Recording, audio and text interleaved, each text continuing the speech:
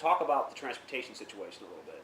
They always looked at transportation as an important piece as we started developing this property. I mean, let's face it, it's got entrance and exits to the interstate right where it is. Mm-hmm. So if nothing else had happened, it would still be good, close to bus routes, and it's walkable.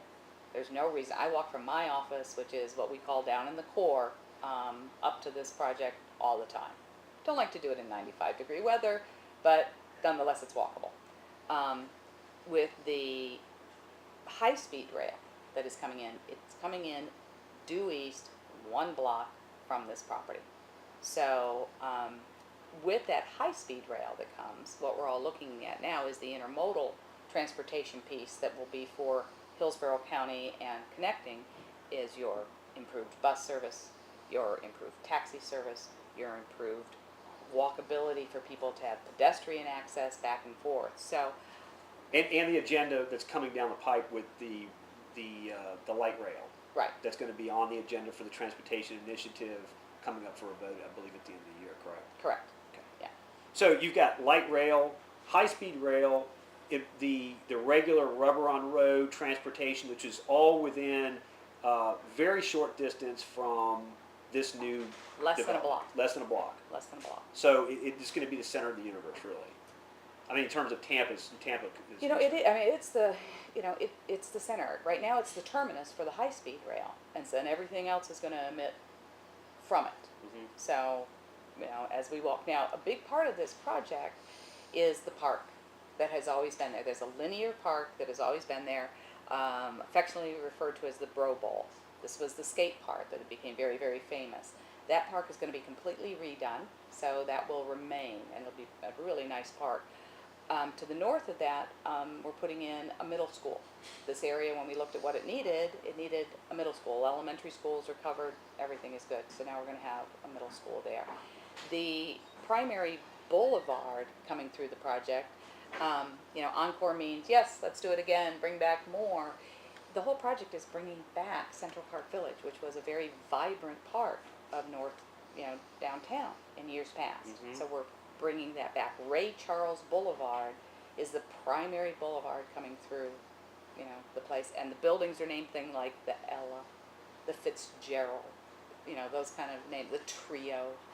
So, but Gotcha. you know, it's really going to be the first time that we're going to have what we can call, and what a great opportunity, a city inside of a city. We're not alone. There's other cities that were able, but usually it's something like we saw develop in Channelside, where there was an old industrial sector, and so it's close enough to the city to be called the city. Gotcha. But Channelside has a distinct personality to downtown. This is downtown. Absolutely. Got you. Now, let's talk about it from the broker standpoint. Why should brokers pay attention to this project? Is there anything for the local broker community?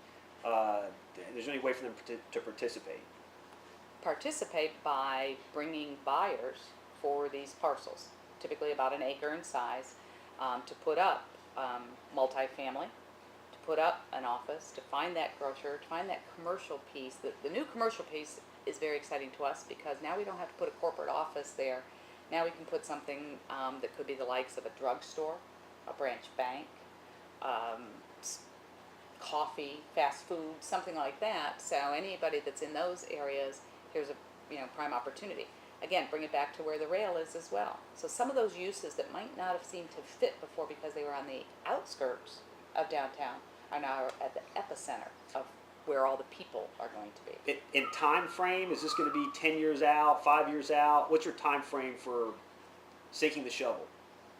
Well, we've already started clearing. So we're doing all the infrastructure, and it's complete self-contained. This will be a gold status from the infrastructure. I don't think that's been LEED achieved gold. before. LEED gold from LEED an gold. infrastructure standpoint.